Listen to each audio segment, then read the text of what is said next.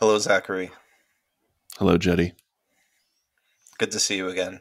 As always, a pleasure to see you. And to everyone out there, welcome back to Scratch the Hog, where we talk about all things food. All things food. Two dudes talking about Uh, foods. Is that the slogan? Two dudes talking about foods. That is it. The whole premise. Yeah, We may and this not. is. Go Sorry, ahead. go What? ahead. No, go I was going ahead. to say we may not know what we're talking about half the time, but we seem to make sense of it. We say it with confidence, and I feel like that's most of just making people believe what you say is that we say it with real conviction. Yeah, if you say it with real gusto, anyone will believe you. It is true. That is Yeah. true. So, are we? This is episode. This is the fourth episode, right? Episode 4. Man, did you I think we'd know. make it this many episodes? I'm thinking that we'll make it to episode 10, And and then then then it could, then who it falls knows where apart. it'll. Yeah, who knows where we'll go from there. Yeah, Okay, that's fair. I look forward to the next 6 episodes with you, and then never talking to you again. same. Perfect. All right. So I guess maybe for our listeners, if they also have like the last 4 episodes and look forward to the next 6, like, subscribe. It makes a big difference. It really does. You know, we're missing. We need some stars. Hit the star buttons. Write comments. Review us. And also email us. Like, we love the interaction and the dialogue. So email us at scratchthehog@gmail.com. We read all the emails. Email. We read them all. They all come in. But yeah. So what have you been up to? Um. So basically, just trying to wrap up as much stuff as I can, because Mandy and I are headed down to West Palm Beach in two Ooh. days. Yeah. Yeah, her parents have a house down there, and we're trying to make it an annual thing where we go down for Mandy's birthday Okay, at the end of cool. February. Just because the weather down there in February is perfect, like a solid 75 to 80 degrees, not humid. You could just break a light sweat, Okay. and then that's it. It's wonderful. Okay. Yeah. Well, we had some surprise snow here today. Do you have any weather where down in Pittsburgh? We had maybe like 10 flurries all day. Oh, I woke up and I had to Yeah. shovel twice. It was kind of Oh, crummy. It's like I thought we were yeah. skating by, going to get through February, and in like there's like chives growing out of my chive, like the pot that I Mm, grew them in, and I was like, mhm. man, this is weird seeing like things start to sprout in February, but Mhm. that everything died this morning, so it's fine. Oh, yep, yep. Yeah, We currently have lilies, chives, dandelions, not nice. dandelions, daffodils, Yeah, tulips. They're all everything. convinced that Yeah, it's spring. the tulips were popping. So wait, when you guys, how long are you going to be in West? Is that's like Miami area, right? Miami, South Uh, Beach, bringing the heat. Yeah. You listen to it, Big it, Willie style when you go down there?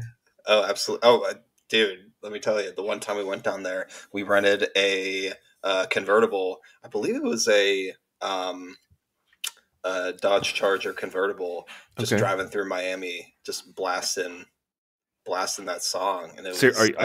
you're being serious, right? I hope I am so. being serious. Oh, I Yeah, love yeah, it. of I course. love it. Yeah, of course. Nothing like some Big Willie style to get you in the Yeah. mood. What way to to tell all of the native Miami people that we to convince them that we are from Miami. Um, Yeah. Yeah, we're probably driving around like a vehicle with like Arizona license plates. oh, Or something, yeah, just totally. Yeah, yeah. Like Tennessee plates or something. Yeah, something. that's funny. But yeah, we're going to be down there for a week, which is the longest that we've been down there. That we're going to be down there. Hmm. Last year and the year before, we've only been for like 4 or 5 days, but we figured why not spend a whole week down there just to gather up as much sun as we can, because we all know in Pennsylvania we get like 50 days of like actual sunny weather. So I think it's 58, but yeah, I just looked that up yeah. recently. Oh. Yeah, actually, it's funny you say that because I have my like vitamin D supplements right here. Oh yeah, getting as I, much D in as you can. I meant to take them before we got on this call. So if I weirdly start taking a bunch of vitamins in the middle of this call, or or podcast, that's why. Because I'm old. I'm an old man now, and I have to take fish oil and fiber. So what do you what do you guys do? What's the food in West Palm? What do you guys you go out? Do you cook? How's it work? A little bit of both. So yeah, Mandy, like I said earlier, Mandy's parents have a house down there, and they have a really nice kitchen. So typically, we'll cook like half the time we're there. Other half of the time, we'll go out to eat. Some days we'll just like kind of travel around and snack on stuff throughout the day. But the one thing that we look forward to the most, at least what I look forward to the most, are Cubanos. I was gonna ask if you hit the Cuban food. Nice. Oh, absolutely. Okay. It's phenomenal down there. Yeah. And for people who don't know what Cubano sandwiches are, excuse me, they are sandwiches that are. It starts with a crusty, long crusty sub roll with sliced pork, sliced ham, Swiss cheese, yellow mustard, and pickles. That's brushed with butter and then pressed in like a panini press or just like any type of press. So it's really thin and the outside gets crispy, but the inside is like, I was going to say the dreaded M word, succulent, meaty, Yeah, tangy, juicy. It's amazing. It's one of my favorite sandwiches ever. Oh, they are good. I feel like I need to make one because they're so good. And you don't need a press either at home if you want to make one. You could just use like if you have 2 cast irons, you could stack them up, or you could wrap a brick in aluminum foil. Yeah. That's a good tip for you. Yeah, go find a dirty old brick outside, wrap it in tin foil, and press your sandwich in your cast iron with it.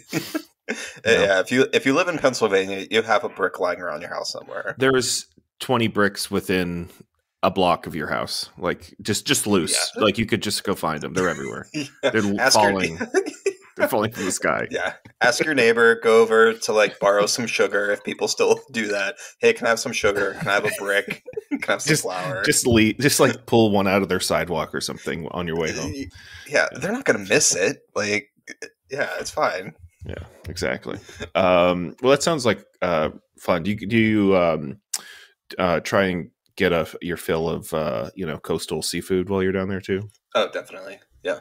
Yeah. What's coming out of the ocean down there? Like what's shrimp. Definitely shrimp. Jonah crab. Like okay. Mostly Jonah crab claws or stone crab, I think they're also called. Okay. Yeah. Yeah, and then all mostly crab, like shellfish, mollusks like mussels, clams, like that type of thing are really big down there. I know lionfish is a thing down there too. Oh, like you can eat lionfish, which we actually haven't. We've seen it at a store, but are they an invasive species? I'm not entirely sure. Yeah, I don't know either. I think they're kind of territorial. I was wondering because I saw that they kind of had more. I feel like I never saw people eating them, and all of a sudden now you have to be careful too, right? Because there's like kind of a poisonous spike. So I assume when they're breaking them down, you have to be some sort. You can't be like a schmuck like us. Like we'd probably, kill ourselves or go into some sort of cardiac arrest or something trying to break down a lionfish. Yeah, I think they snip like the spikes so you don't prick yourself. But got it. But I'll make note of all this and I'll come back in our next episode. And I'll let teach me about lionfish. Yeah. Cool. Nice. So I forgot, like the last time we chatted, we didn't talk about, and I wanted to sort of talk about this because in episode 2, I was gearing up to go to the ice cream course, right? And then I don't know, we were like in a frazzed state of recording episode 3, and we were just hitting everything, and then we sort of glazed over the ice cream thing. So I was hoping I could tell you about the ice cream class. I want to know all about it.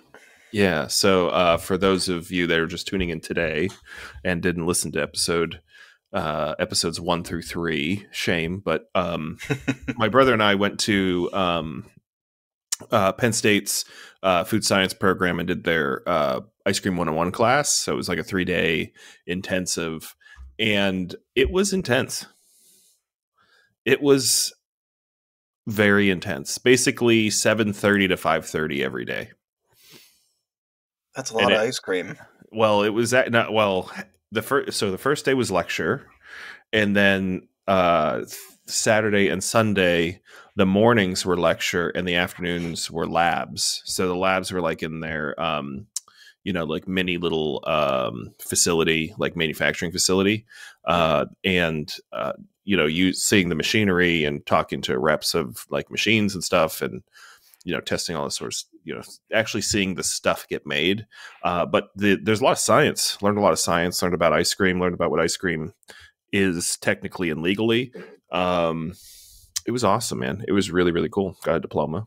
So basically, ice cream expert now. You're certified. You're bona fide ice cream maker. I'm bona fide. I am.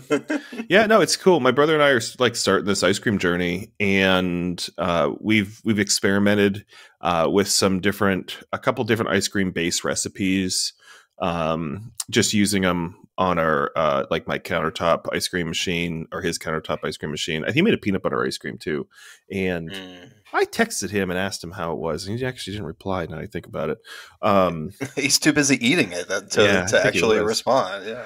Yeah, so we made a couple like vanilla bases. So typically, when you make ice cream, you really only make a few different bases, and you add things to them. So the things you add to them could be pastes or inclusions or flavorings, all that sort of stuff. So we learned a lot about that. But what's really interesting is like, basically, I have this I've always liked cows, so let's start there. I always thought cows are really like this cool, majestic animal. They're like they're just really lovely animals. They give us a lot. They do. They eat grass. They produce fertilizer. They produce milk. They produce meat. They're really cool animals. So I've always really kind of been intrigued by cows. But what I didn't really realize is how perfect milk is for making ice cream. Like the compounds that are in milk are so good for creating ice cream. So they're like, there's the right amount of milk fat, there's the right amount of water, and then there's this thing called lactose, which is like a really great emulsifier and binder, right? So all those things exist in the world already in milk. When you start trying to do things like make vegan ice cream, which isn't healthy ice cream, you have to like replicate all that stuff. So you're using like coconut oil or palm oil and emulsifiers and binders and all this sort of stuff that just exists with milk. So it's pretty cool. It was really, really neat. Just some things to other couple things. Ice cream, because it's a term that's like federally regulated. Like, you or I can't just make anything, freeze it, and put it on a shelf called ice cream. It has to meet certain standards. And one of those standards is that it has to be 10% fat. Like that's the minimum standard for ice cream. Well, which is kind of interesting. And I don't know that there's necessarily a amount of sweetener that it has to be, but um, you know, Okay. sugar in general depresses the freezing temperature. So the more sweet or the more sugar you add, the harder it is to freeze. Right? Hmm. Yeah. I've heard that before. Because Mandy's really into making ice cream. She makes amazing ice cream. Mm. Like the flavors that she comes up with are awesome. I think later down the road we should definitely, have you two just chat about ice cream. Yeah, Like it's the cool whole stuff. episode could be about ice cream. Um, but yeah, so yeah, we watched a video where to add like a fruit swirl to ice cream to prevent Hmm. it from freezing. You need to add a lot of sugar so it still has that kind of jammy, Hmm. runny consistency. Well, even with like fruit, like if you just put straight fruit into your ice cream, it'll basically turn into um like pure ice, and it Right. will suck to eat. So Hmm. you have to like macerate it, or coat things in chocolate or candy them, and that's like by design. So you're Hmm. not. The other really interesting thing too that I learned about, and when you think about when you're shopping, like if you're shopping for ice cream in the store and you're looking at prices and you're like, well, why is one price and why is the other another price? It's air, basically. It's a product. It's called it's a element called overrun, and overrun is the amount of air that gets incorporated into your ice cream. So if I have 1 quart of ice cream base, I put it in the machine and I get 2 quarts of ice cream out. That is 100% overrun. So I effectively doubled the amount of money that I can make on my base, right? Hmm. Some like lower quality brands can go 120% overrun, and like really ultra premium brands are probably under 40, 50% overrun. It's not necessarily a good or a bad thing, but it Hmm. really it changes how the mouth feels, or the ice cream feels in your mouth, and how it tastes and everything. Hmm. Um, So you get more so of like more creamy, luxurious yeah, it's way texture with the denser. lower than.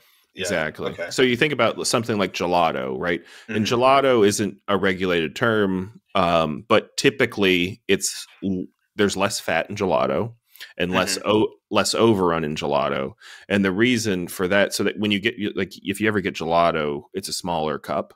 That Right. doesn't mean that you have less product. It just means you have less air than a big, monstrous multi scoops of ice cream.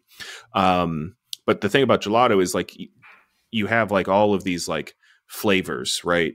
Pistachio, almond, um, melon, and if you can remove the air and lower the fat content, you taste those flavors a lot more.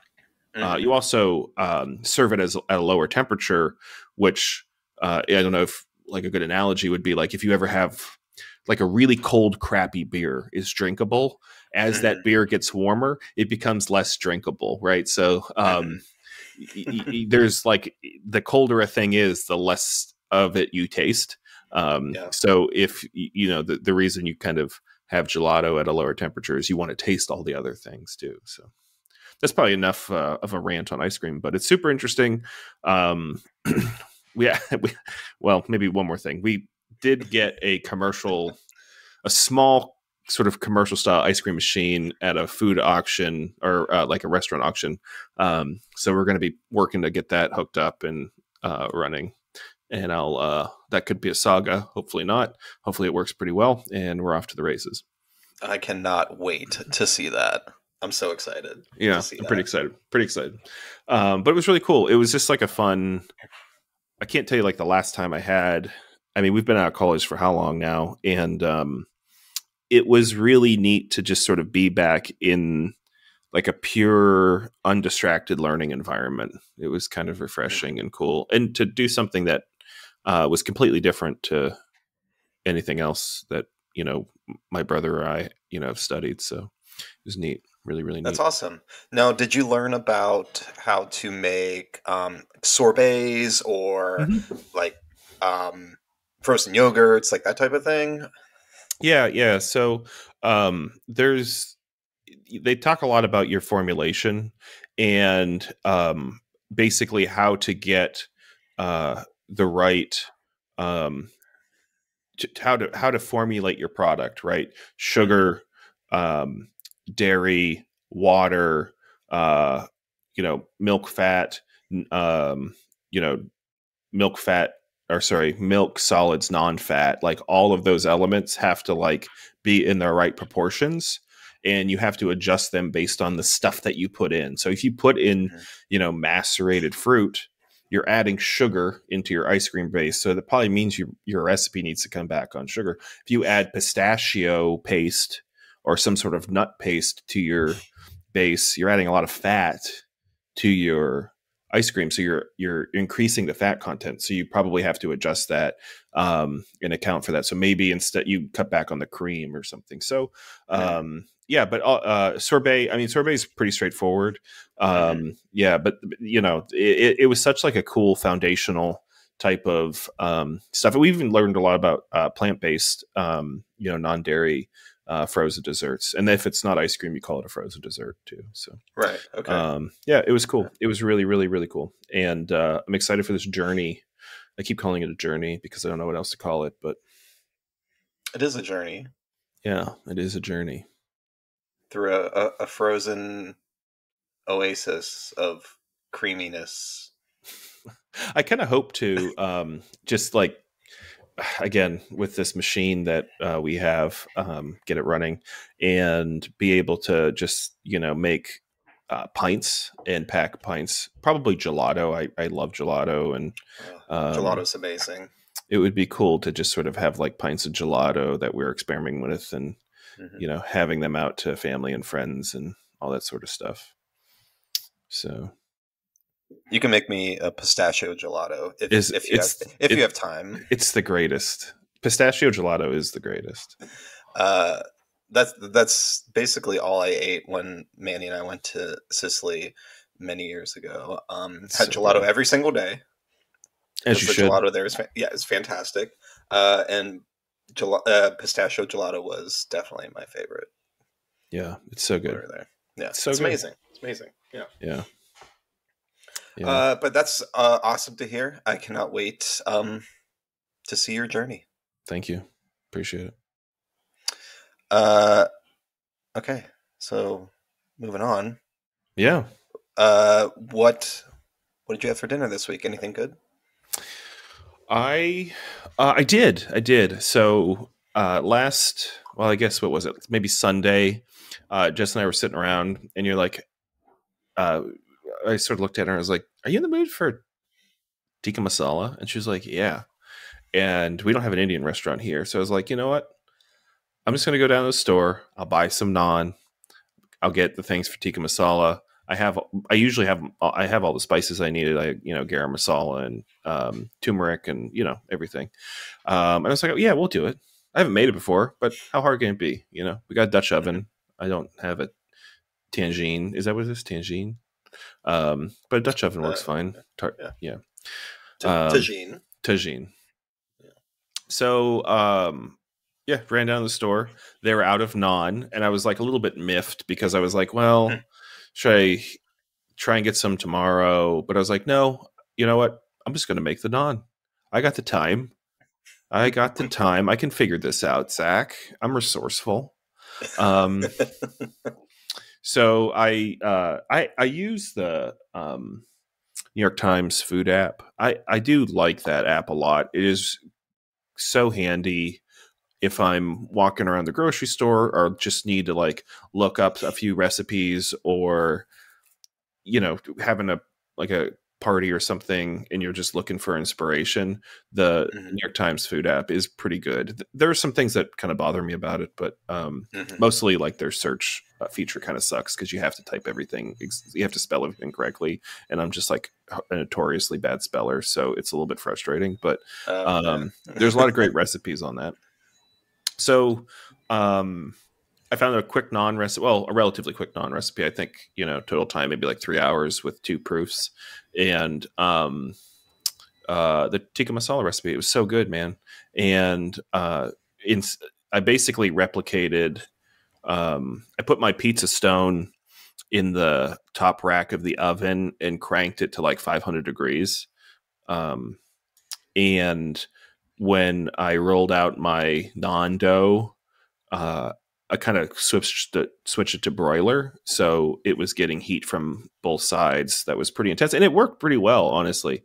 Like for like skating by the minimum amount of proofing, they puffed up, and they were. I've had worse naan for sure. That wasn't mine. Yeah, it was good. It was really good. I've just been eating cold tikka masala all week for lunch. Cold Indian food, just Indian food in general. I know, but so cold good. Leftover cold Indian food hits different, and I love it. Love it. Yeah, I don't know what it is about cold Indian food that it's so good.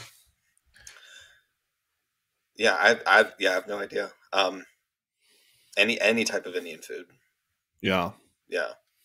So I had a bunch of rice left over too, and I was like, I was eating so much tikka masala. I was like, well, what else can I make with this? And I did like a Japanese rice and egg breakfast dish. So, and I've been kind of riffing on that too this week. But basically, oil the pan, put your rice in, and the recipes I say too only like say soy sauce, but I put some rice wine vinegar in it and some fish sauce because I just love the taste of fish sauce, and one or two sort of scrambled eggs, take it off the heat, and mix it all together. Oh man, dude, like it's crazy good flavor. Oh yeah, yeah. Like fish sauce is one of those things where, like, I still have a bottle that's I don't know how many years old. It's probably fine. Oh yeah, no, it's totally fine. It's just one of those things where I don't like the smell, but it's such an important part. It smells terrible. I do not like the smell, but the way that it adds just like a certain little hint of it. It's just like such an important part of Man, I cannot talk today. No, I know what you're saying because you know what I mean. Like, because it changes how it tastes, but it doesn't taste how it smells or tastes straight. Like you wouldn't take a shot of fish sauce, and a little bit goes a long way. Like a tablespoon or a tablespoon and a half, depending on what you're using. But it's the umami flavor. There's saltiness there, and there's like a little bit of funk. It is a little bit of acidic, so. It is really hard to describe like what it does to the dish other than like kind of make your mouth salivate, like when you're eating it in the back, like it does that thing. And it's like you can't stop eating it. It's so good. Now, when you add your fish sauce to your dish when you're cooking, do you add it around the rim of the pan so it caramelizes as it goes down? That's a good question. So I've made this dish like 3 times this week because I had a bunch of rice, and the first time it was just rice and egg, and then I had chicken thighs, so I chopped up an onion and then grated some garlic and ginger, and then put the chicken in, and made like more of another meal. And I was putting it just on top, and I was just sort of incorporating it, but I had like a well, like an open space, and one of the times just poured it on there, and then you get that big fish sauce smell right up the nose. But it was like that might have done something differently, to your point, because it like starts to caramelize that flavor. Yeah. At my last job, there was a chef that worked there. And, since he was a chef, I was like really fascinated with like his life story, where he worked, like his techniques and things like that. And he told me that if you caramelize it, swirl it around the sides of the pan, caramelizes as it goes down, it just, bumps up that umami flavor. And you don't really get like that kind of fish sauce type flavor. Like it really amplifies it. Yeah, I could totally see that. Yeah, for sure. For sure. That's cool. Yeah. So that, I mean, that's what my food's been this week. It was good. It was actually like I felt super creative and well nourished. If that, like sometimes, some weeks you go and you're just like, what the hell? I've been eating on crackers and stuff. Maybe not you, but sometimes I get that way. You're just like skating from one, weird thing in the pantry to the next. But no, this week I feel good. I feel really good. I haven't been drinking either though for a while. So yeah, that's good. Not, we talk about not drinking, but not that I drink a lot. Like it wasn't that at all. But it's interesting to like not have like a cadence of, oh, you're gonna go have some like social drink event this week or do something, to just not do that, or to go out and then decide to not do that. It kind of changes, and we could probably dig into that because I know you've been sort of in that as well. But I want to know what you've been cooking this week. So yeah, this week was weird mainly because we're trying to use up as much stuff as we can in the fridge so it doesn't go bad. So Monday, I was actually off on Monday, and I'm trying to remember what I cooked. President's Day. It was President's Day. What did I make? Oh, I remember. So, sorry, this week has just been like super crazy. So I'm like trying to remember everything. Yeah. So I'm going to throw these fiber pills in my mouth while you keep talking about what you ate. Get that D in your mouth. Fiber pills. So on Monday, we made this Italian sausage, bean, and kale type of stew. That sounds wonderful. Almost bordering pasta fagioli, but there was no pasta. Yeah. And the types of beans that we used was called Royal Corona beans from Rancho Gordo. And they are actually bigger than Gigante beans. I would say they're about maybe an inch and a half long. Like what were they? Huge. What are they called? Royal Corona. Royal Corona beans, and this is from that your Bean Daddy place. Rancho Gordo. Yeah. Bean Daddy. Yeah, gotcha. And nice. They're fantastic. They take a while to cook. Even if you let them soak overnight, they still take maybe like 2 hours to cook. They're huge. But the skins are a little bit firm, but still tender, and the insides are nice and soft and starchy and delicious.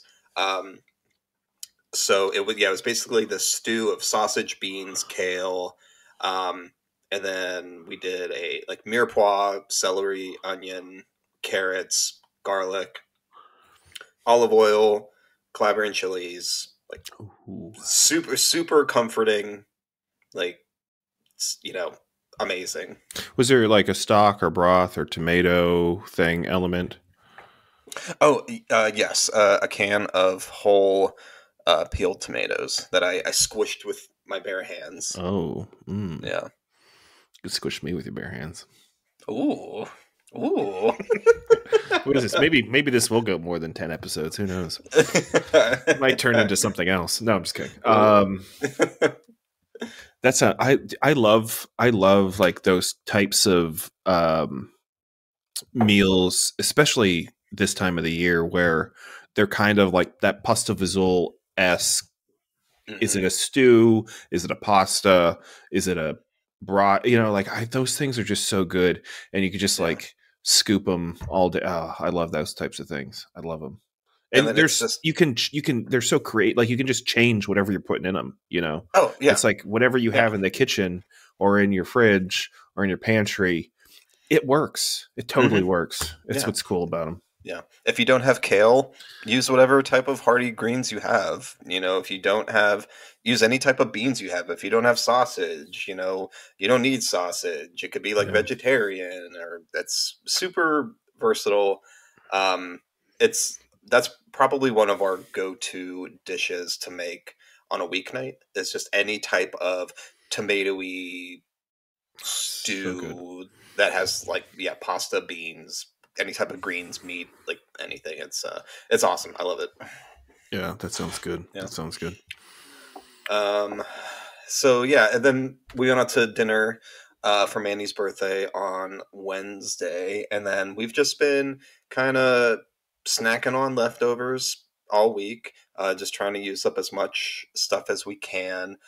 Mandy made a really good coconut curry for dinner, which was Ooh. fantastic. We had some leftover rice, we had some chopped up chicken, bunch of leftover herbs, some like snap peas. So we decided to just throw everything together to use up as much stuff as we can, and it was amazing. It was really good.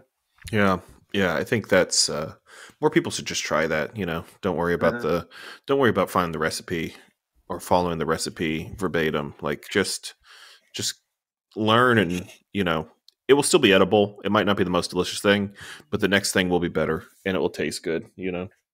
Oh yeah, definitely. Yeah, just find like a base recipe, and then just tweak, adjust. Don't go out to the store just to buy stuff for one recipe. Just use up what you have. Yeah, it'll still be great. Did anybody? Maybe this is our book, Justin, where we have a recipe and then we write all the things that you could substitute for that recipe. Is that a thing? Maybe the way you said it when you said our book, like we have a book. No, but we're going to. We are going to have a book after episode 10. After episode 10. That could be interesting though, where it's like, hey, here's the recipe, but then here's all the things that can work in. We shouldn't even say this out loud. We're going to censor this. We're going to cut this out because people are going to steal this idea. We have too many listeners. Actually, the book, Salt, Fat, Acid, Heat, kind of does that. Yeah, it kind of does. Yeah, they give you a recipe, and then they tell you different ways that you can adjust. You know, if you have this, use this, vice versa. Yeah. And then also this other book by Carla Lolly Music. It's called That Sounds So Good. Does the exact same thing. Like she gives you a recipe, and then it has like lists of different like proteins you could sub out, like greens. Oh, grains, right, like fine. That type of thing. I know. God damn it. I know. I totally just trashed your book idea, our book idea, in minutes. It's okay. You probably told me about it anyway, and then it was just like stuck in my head that I somehow thought it was my idea, and I said it with such confidence that somebody would have believed me anyway. You said it with such vigor that I was ready to sell it. Literally ready to sell it. It's all right though. Wait, what are you sipping on over there? I see you drinking something. Okay, so talking about me, not drinking.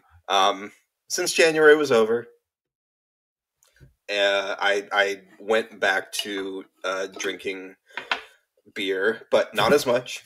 Not as much. No, we're not. There's no judgment here. I know. It's like I for some reason I keep thinking like someone is out there judging, but like no one gives a shit. Like no one cares. No, it's fine. So I am drinking a beer by Hitchhiker. It's called Double Dry Hopped Opposite Bane. They make very good, unbelievable beers. They do make really good beers. Yeah. Can have a whole episode on beer. Yeah, we should. We should. I feel like that would take a lot of prep for me because I don't want to like shoot from the hip with that because I have a lot to say on beer, and I not prep, but I would like to make a lot of notes and have a lot of thoughts ready because there's just so much to talk about with beer. There is. Yeah. And there's like so many different things that you could do with beer other than just drink it. Yeah. I'm drinking actually this is an LA 31 beer glass that I probably took from someplace in New Orleans. So I apologize to the restaurant that is missing one LA 31 beer glass, but they're gonna it's just such it's like a good logo, you know. Ooh, I love that. Yeah. So I've been carrying this around with me for a long time, but I'm not drinking beer. I'm just drinking San Pellegrinos with lemon and lime in them. Because Zach is a much better influence than I am, dude. I'm just like I honestly think there's something addictive to these sparkling waters with like fresh citrus. They're really like the best like lemon lime sodas you'll ever have. Oh, hands down. They're Yeah. so good. They're so Yeah. refreshing. And there's no sugar in any of this stuff, right? I mean, it's just water, carbonated water, Yeah. and Yeah. citrus. So can't beat it. Yeah. Um, Um, yeah, I don't want to sound too pretentious, but I'm probably going to come off as being too pretentious. But ever since we got back from, um, like our first trip overseas to yeah, Italy, yeah, um, I switched to sparkling water, and I haven't looked back. yeah. No, I was with you because I always thought it was stupid. And well, I think there's two things.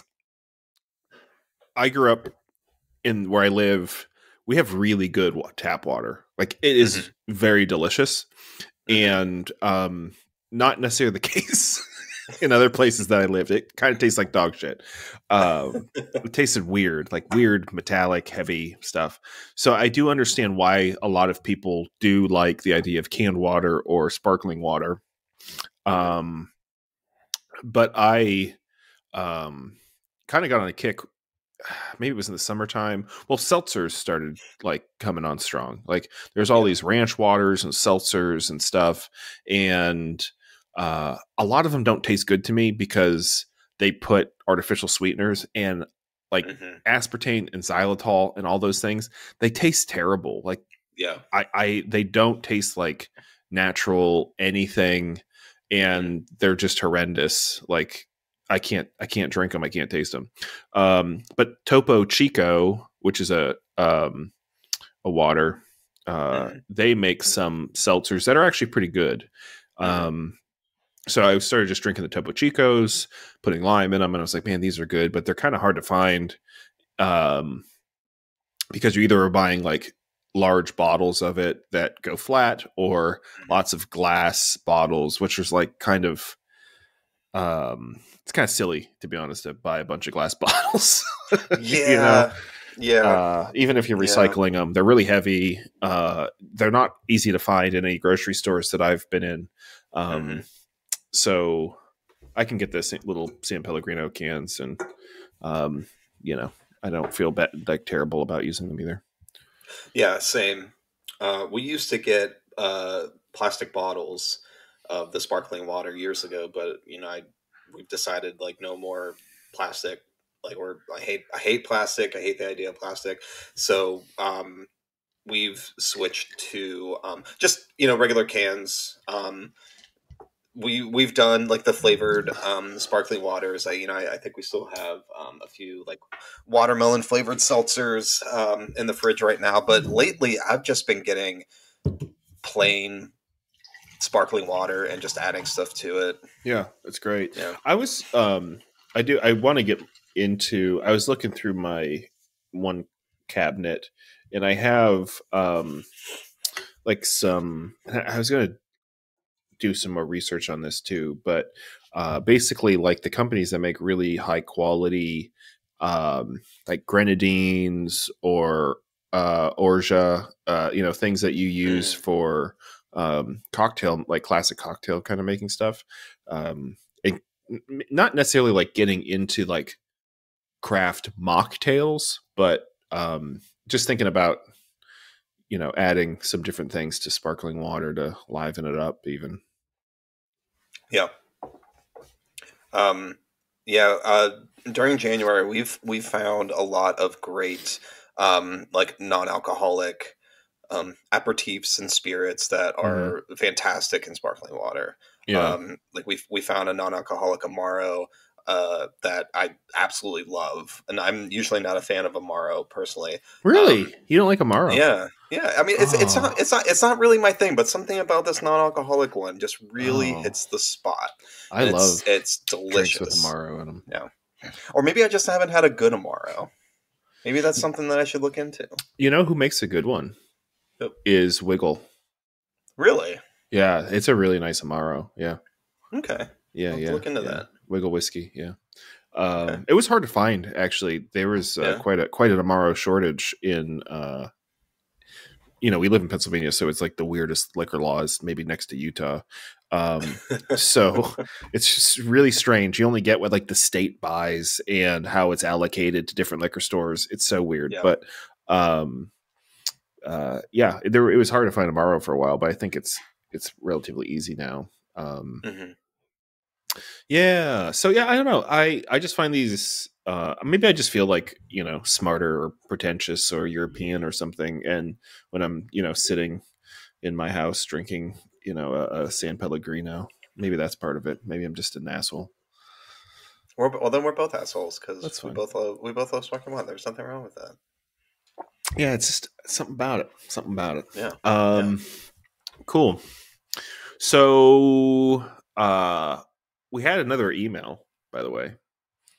But before we get into that, it turns out we didn't answer Suzanne's email correctly. And I feel like it's not, I feel like it's less on how we interpret it and more about how it was written. So I'm going to grab my phone because I got some clarifying text messages that, frankly, I found more confusing. So I'm just going to read them out loud to you, and maybe you can decipher it. So is this from Suzanne? Did Suzanne text you? Yeah. You know Suzanne? Yes, I know Suzanne. She's a big fan. She's the OG Hogaholic. Also, another friend of mine didn't listen to our podcast because he's vegetarian, and he only thought we talked about pig stuff, like pit pork. And I said, "What? That's what you think?" Well, scratch the hog. I can kind of see where they get that from. He also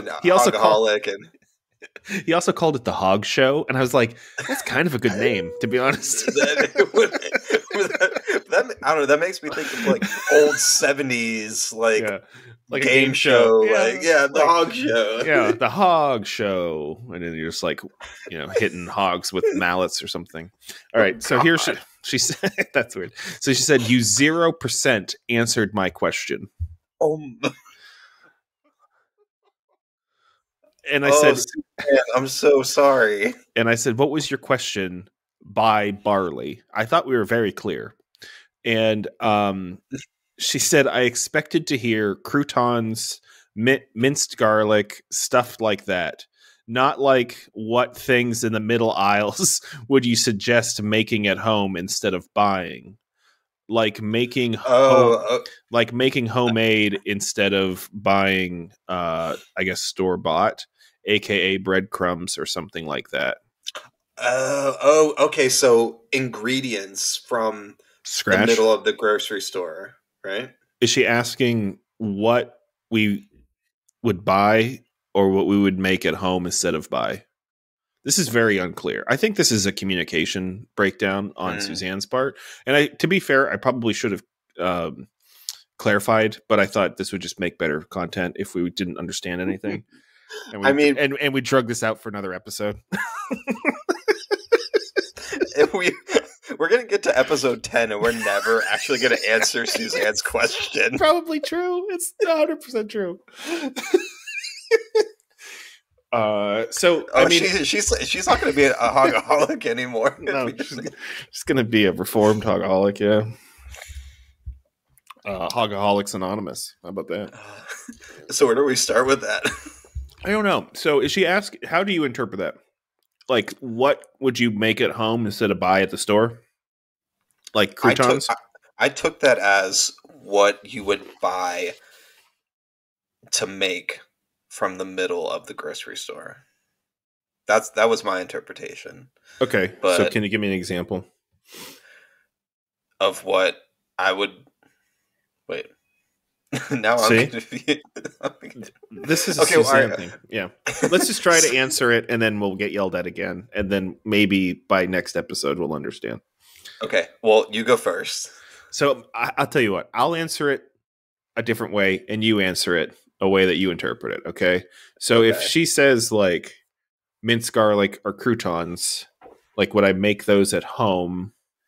Or what would you buy in lieu of making at home? Did you understand that?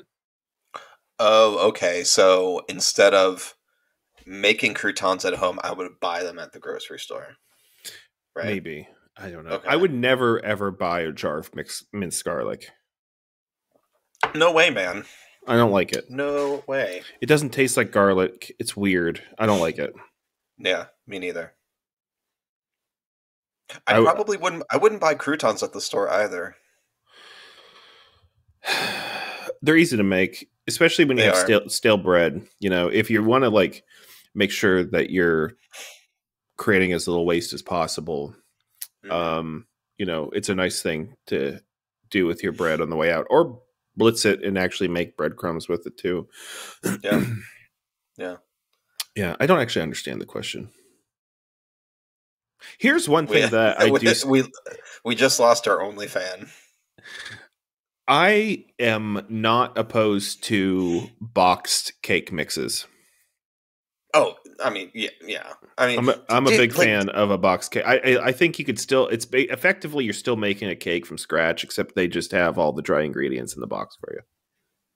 yeah, dude, making a cake is hard.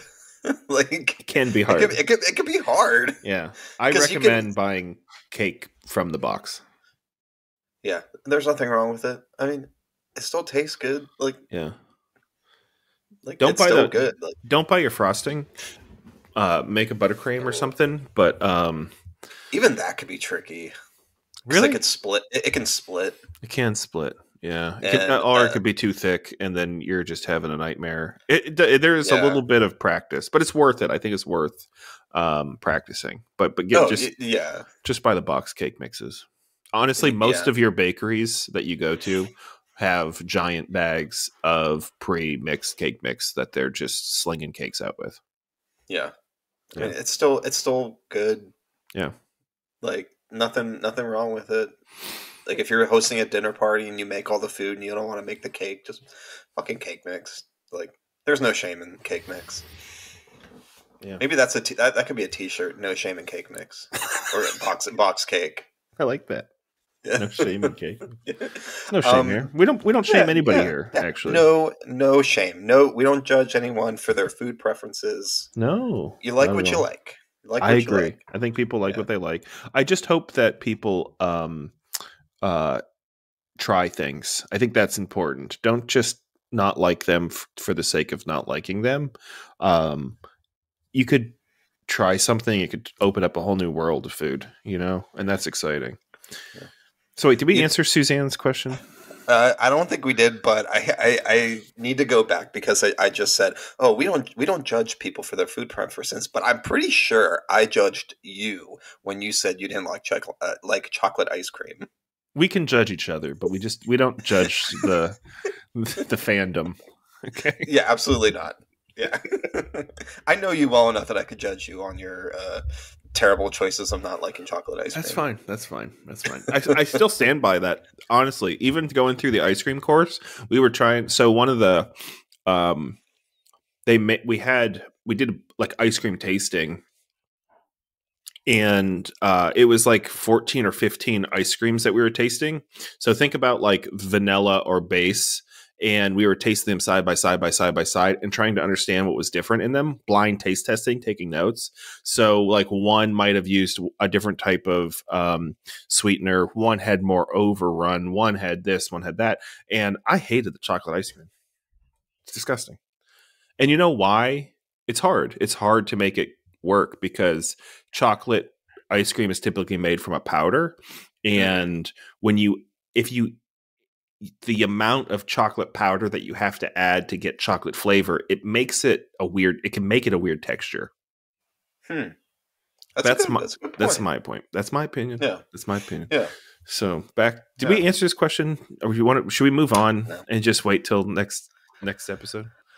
How would you answer that? Wait, reread it? Yeah, reread it. Okay. You 0% answered my questions. I expected to hear croutons, minced garlic, stuff like that. Not like what things in the middle aisles would you suggest making at home instead of buying? Like making homemade instead of buying store-bought. AKA breadcrumbs. Something like that. Okay. So yeah, to me that sounds like what would you like? Would you make croutons at home instead of buying them at the store? Would you mince up garlic rather than buying jarred garlic? Would you make your own breadcrumbs instead of buying store breadcrumbs? Got it. That's what that sounds like to me. Uh-huh. So, um, yeah, none of those things I would ever buy at the store. You wouldn't buy breadcrumbs at the Oh store? no, I'm sorry. Yeah, no, I would buy breadcrumbs, but just panko breadcrumbs. Okay. I wouldn't buy the Italian seasoned breadcrumbs like that type of stuff. No, we usually only buy panko breadcrumbs. But everything else we typically try to make at home. We mince up our own garlic. We make our own breadcrumb, our own croutons. Toasting your own croutons at home is delicious. They're so Oh good. yeah, Yeah. yeah. Especially when they're like kind of crunchy on the outside, but with like a Mhm. slight chew, Mhm. like a little Mhm. spongy Yeah. You chew. toss them in Yeah, olive oil, they soak up the olive oil. Oh, yeah, so good. yeah. And then you can add whatever spices and seasonings you want. It's Yeah. just oh, They're good. oh, Yeah, I would never buy minced garlic, mostly because I don't think it tastes good. Mhm.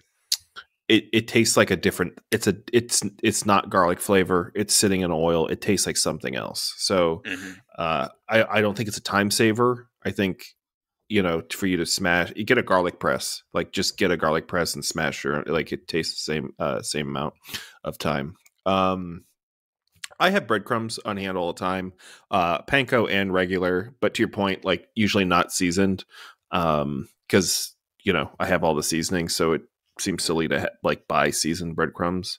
What other things might be in the middles that you're um, maybe making? Like I'm not churning my own butter at home, but No, soup. I'll never buy canned soup. no, that's a good point. Hot Yeah, soup. No, never. It's uh, I just can't. Um, I can't stand like processed soups. They're just way too salty. They don't have that much flavor. Um, they're just not that good. you So I know, don't even bother. I agree. But stocks and broths, Hmm. always great. We should have like a whole like episode on pantry stuff, like having a well Hmm. stocked pantry. Yeah. So you can like basically, it's like almost like you can cook anything, like if you have the right like good stuff in your pantry. Um, always, I always have chicken stock on hand, typically like low sodium, 0 to low sodium, just because I Hmm. like controlling the amount of salt in the dish. Um, it's an interesting product, and I've used it a few times with really good outcomes. Is like the better than is it better than bouillon or better than Mm. something? Yeah, it comes in the jar and it's a Yeah, paste. Yeah, yeah, I love that stuff. that's a good one. Yeah, Okay, yeah, but maybe we yeah, did answer that. This is good stuff. Okay. yeah, yeah. Definitely stocks for sure. Just because to make your own stock, it does take a while, and you need like a whole chicken or chicken parts and like a lot of vegetables, which a lot of the times you don't really have on hand. Um, like it's great when you have the opportunity to make it. You have all the ingredients. You can make a whole batch, put it in the freezer. Just take out 1 cup. Um, measurements. Or yeah, Mm-hmm. you put the stock in like little cups, freeze it, and then take out as many cups as you need, throw it in, blah blah blah. But Well, don't glaze over that. That's a really good. That's a good tip because if I'm making something or I have bones or carcass or whatever left over, and I want to make a stock, I always put it in like quart containers, and then I have like frozen icebergs of stock in my fridge that I'm like, do I need that? That not, but that's a really good idea. Like maybe get ice cube trays and freeze it in mhm, ice cube trays and put them in a Ziploc, or just yeah, smaller frozen discs so you can pull out um, smaller quantities. They'll melt faster. That's a good one. I like that. yeah, yeah. We have a lot of the small deli containers, which are about a cup, 2 cups, Hmm. and then we'll just take up all those and then fill them with stock and freeze them. So to your point, we don't have massive containers of stock. Hmm. If we only need like a cup or two. Yeah. Nice. Yeah. Okay. Okay. So we move on to our second ever email. Yes. Yeah. This is from a fan of the show. I don't even know if it's worth mentioning his name, Pete. Um, Pete. I will begrudgingly read this email. Subject line: favorite recipe. With St. Patrick's Day coming up, I'd love to hear about your favorite Irish soda bread recipes. I bet Zach puts raisins in his. So this is an email trolling me for 2 reasons, maybe 3. I don't like raisins in food. Well, that's not true. I like some raisins in food. I don't like arbitrarily just dumping raisins in things, you know? For the sake of Like a oatmeal cookie or a pumpkin muffin or a chocolate chip oatmeal cookie is better than an oatmeal raisin cookie. Preach. Right? Yeah. And there's nothing worse than biting into something thinking it's chocolate only for it to be a raisin. Like, it's horrendous. That's happened so many times. It's so bad. It's the most disappointing, one of the most disappointing things that you can encounter in your life as a child. Why does an oatmeal cookie? You already have oats. They're dry. Like, why are you putting dehydrated fruit in your oatmeal cookie? It doesn't make sense. It doesn't make sense. No. All right. And then, like, breads. Breads don't need raisins. I will have to disagree with you there.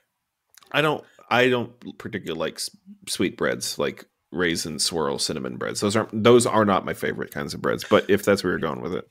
Those are the only types of breads that I will actually eat because I don't like raisins at all either. Yeah. But in certain applications like Chelsea buns, Panettones. I was going to say Panettone. I love a Panettone. I accept the raisins in a Panettone. I'm with you there. I do. I'm with you there. Those are the only way that I will really eat a raisin. Is that a bread? A Panettone? It's kind of a bread. It's kind of a muffin it's bread like cake. Like a sweet bread, sweet yeasty bread. Yeah. Yeah. Yeah. Okay. It's all right. Yeah. So so back to the question. He knows that I don't love raisins. He knows that I definitely don't like the holiday of St. Patrick's Day. And he probably knows that I never ate soda bread. So this is just layered. This is all this is. This is Pete being Pete. And to answer his question, I will not be celebrating St. Patrick's Day. I will not make soda bread probably ever in my life. And there will not be raisins in it. We can talk about why I don't celebrate St. Patrick's Day, but that might be a lot to handle. Yeah. What about you? Soda bread? I mean, I've had a good soda bread. That's it. Maybe like one. I've never made it, so I don't have a favorite recipe. Yeah, that's fair. That's fair. And I'm with Zach. I wouldn't put raisins in it either. I mean, I like soda. I like bread. Soda bread. Yeah. So, I mean, yeah. Yeah. Okay. Whatever. Yeah. Let me ask this question. I'll leave it. Are you Irish? No. Yeah. See, me neither. All right. This is why we have there's no part of our beings that's like, oh, like we don't. St. Patrick's, like, it's almost like PTSD, like going through college and St. Patrick's Day. It is the most annoyingly aggressive, unnecessary holiday, like what it's turned into from what it should be. That's my opinion. Here to make a lot of people mad. Okay, well, St. Patty's Day in Pittsburgh is a big deal, and I get it. It is a big deal. I lived in the Irish Channel in New Orleans, where they had a parade where they literally threw cabbages, carrots, potatoes at you on floats. I had a coworker wearing football helmets because she got hit by a cabbage and broke her nose the year before. Jesus. You can't throw cabbages. Cabbages are they weigh like 20 pounds. They're like rocks. Exactly. Man, you just have to like go out there with nets and like catch all that stuff and make a good corned beef later in the day. Yeah. Yeah. I do like corned beef. It's a shame that they don't throw corned beef at you. I cooked her like raw, like just raw, like cuts of pastrami. It would make sense if it was cooked because that way you can just like take huge like mouthful bites out of corned beef. Just like slabs, like a frisbee. Yeah. Yeah. And then you have 2 slices of bread trying to catch each slice. Oh yeah, good bread hands. Yeah, with your bread mitts. Perfect. That'll be our, instead of oven mitts, we'll make bread bits. Coming soon from Scratch the Hog, bread mitts. Bread mitts. So stupid. It's good though. So that's probably enough of a rant. I don't need to alienate most of the Irish following that we have, but it's just not something I grew up Italian. You grew up Italian. It's just not a holiday. It's not a holiday, right? We don't look at it as a holiday. It's not our thing. So I don't eat soda bread. I love a panettone with raisins. How do you feel? You feeling okay? You good after that? No.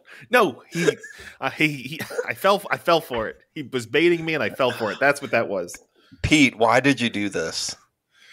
Why did you do this? It's funny that like we're able to answer Pete's question, no problem, but Suzanne's question, we had to wait like 3 episodes to answer. It's true. So true. We're still not sure if we answered it.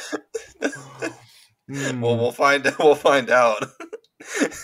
That's funny. We'll find out. That is funny. So, what else? You had some good topics you wanted to bring up and talk about. Did I? Yeah, but while you're looking, Okay. we do want to hear from other people. I mean, how could you imagine better answers to questions than this? So email us, scratchthehog@gmail.com. And this is a good time to like and subscribe, whatever format you're listening to this at. Hit the stars, hit the subscribe button. It's good. And we are also on. Ooh, what? I was going to say share it, but what else are we on? YouTube. you just shush me, sir? No, I was going to say share it with your fellow foodies. We are also on Instagram at Scratch the Hog, and you can also message us there as well. Oh, we can slip into our DMs. Yeah, just slide right into our DMs. If you don't feel like opening up the email and all this other stuff, composing, just DM us.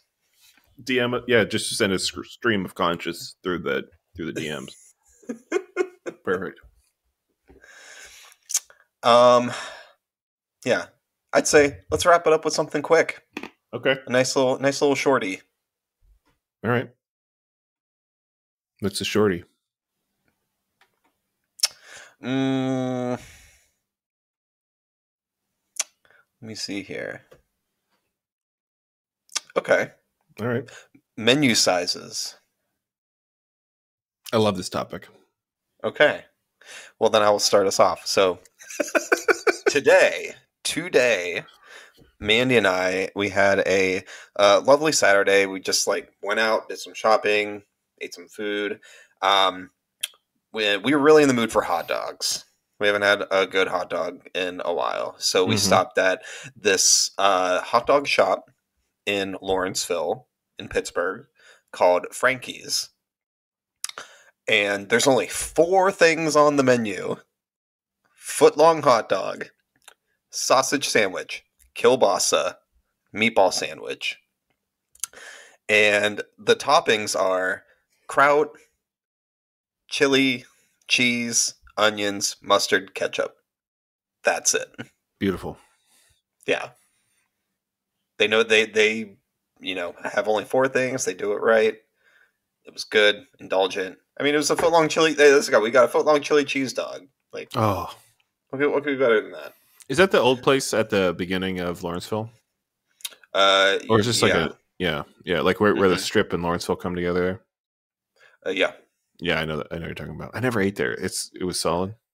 It was solid. It was it was a foot long, but the bun was like for a regular size hot dog, so it's like you have like 2 inches of bare hot dog on each side. Okay. Of course. Why not? Which, I mean, I am not a huge fan of eating a hot dog without the bun. But it was good. It was Nice. good. Yeah, a hot Yeah. dog can be good for sure. Like, a good hot dog is a good hot dog. It doesn't have to be gourmet. It just needs to be done well. Mm-hmm. To your point, Yeah. like if you know what you're good at, stick to it. Don't add other BS. Mm-hmm. Yeah. Yeah. So, in terms of, the amount of items on the menu, are you a fan of a very limited menu, or do you like to have a lot of choices Mm-hmm. when it comes to dining at a restaurant, or does it depend on the type of restaurant? Okay. Yeah. Those are really, excuse me. Those are really good questions. So personally, I have a hard time. Well, um, we could get into like a whole conversation about how, like the type of person you should be when you go to restaurants in a way. So, like, don't be demanding. Don't Mm-hmm. tell the kitchen to do a bunch of shit for you that's they don't do. Like, don't do that kind of Mm-hmm. stuff. Obviously, if you had food allergies or you cannot eat something for some, like, there's parameters and there's ways to do that, right? Um, I have a really hard time. I get overwhelmed with big menus. You know, Mm-hmm. I'm pacing back and forth. Do I want a pasta? Do I want a meat? Do I want, blah blah blah blah blah blah blah. You're giving me 6 pastas. You're giving me 4 meats. You got a whole thing for seafood, and I also feel like it's not like a indicator of um high quality food across the board. It's really hard to cover all of that stuff well logistically. You have to store all that stuff, so that means that it might become it's a lot of frozen stuff, or you're dropping things in the deep fryer that's coming from like a Cisco truck, like food Mm-hmm. service stuff. Like, they're big men. It's not always the case. I'm sure there's places that have big menus and they're making a lot of things from scratch, whatever. But I would say, generally speaking, the bigger the menu, there's they're cutting efficiencies and freshness to be able to cover that whole thing. So Mm-hmm. I like a limited menu for a couple of reasons. It helps me focus. Um, you're only getting a couple items in, like, your appetite, like, your appetizers or starters. Maybe there's one chicken dish, there's one fish dish, there's one beef dish, and sides, right? Mm-hmm. I like that because I can try different things. And typically, if a restaurant does that, they change it semi frequently, which is also really exciting because then when you go back, it's a completely different small menu, Mm-hmm. and they're honing that whole thing, to get it right. Yeah. I like small menus because, again, I can't make good decisions. And I also want to go there because I want the kitchen to tell me what to eat. Right. Yeah. Yeah. 100% agree. Oh, okay. Yeah. That's all you have to say on that. Did I take up too much air talking about that? Oh no, I mean, you basically hit on everything that my point of view and my preferences for that. Yeah, I'm the same way. It's and it also too, when you have like a really huge menu. At least for me, I'm always stuck at that. You know, the waiter has come to the table for the third time, and No, yeah, I'm not ready yet. I'm not ready yet. and it's like I'm not ready yet, but everyone else is ready, and so it's like, Mhm. oh, I'll pick something real quick. You go to me last. Everyone makes you. They make the round, and then it comes to me. I still haven't decided. Like, oh, I'll go with this, but like I didn't Yeah. want that originally. I just Right. I was too much anxiety of like trying to pick between like this novel of a menu, and then I'm stuck with this thing that is fine, but I didn't want originally. And Yeah, exactly. yeah, it's a lot. Yeah, it's a lot. Yeah, I wonder too, like, generally dining, like, big menus used to be a thing. Like, that was definitely a trend. A lot of, like, chain restaurants have big menus, which is, I mean, it's fine, but, like, it's definitely hard to do a big menu well when you're thinking about your food costs and the logistics of getting stuff out timely. So it could mean there's a lot of like pre-made stuff, coming from food service versus like the kitchen staff is prepping that. And I'm not saying that's the case for everything, but it tends to be an indicator. They have cans of pudding. You know those cans of pudding that I'm talking about? Those big. No. Have you ever seen like cans of pudding, like chocolate pudding? Literally never saw a tin can of pudding in my entire life. Man, you have not lived until you see. Where do a can of pudding? Where do you get a can of pudding? Go to GFS, Gordon Food Service. Is it they have cans of pudding? Is it like a filling, like a pie filling?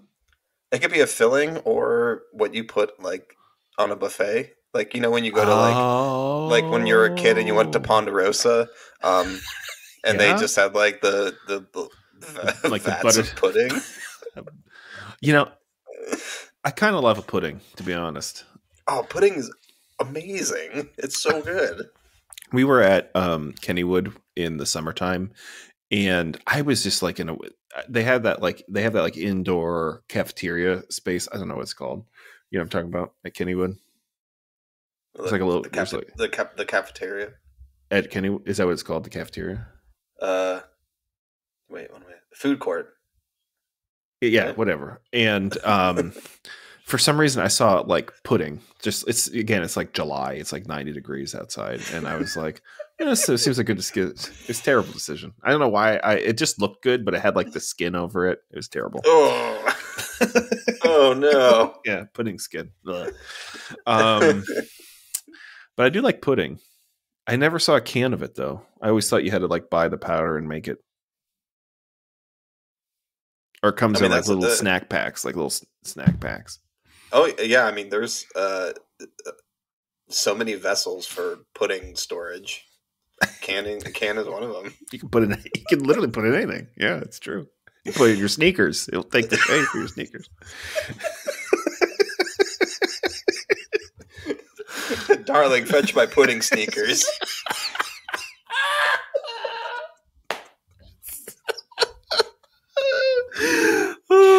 Well, I think we got the episode title, Old Pudding Sneakers. Literally writing that down. Please do. That's amazing. How else is there? There's no higher note to end this episode, I don't think, right? No. Okay. No, that's. I think that's all I got. Okay. I'm gonna. I will send you cans of pudding. Like images of cans of pudding of where you can find cans of pudding. All right, and I'll buy them and put them in my sneakers and send you images of that. Please put pudding in Jess's sneakers. She'll kill me. Worth it though. Yeah, perfect.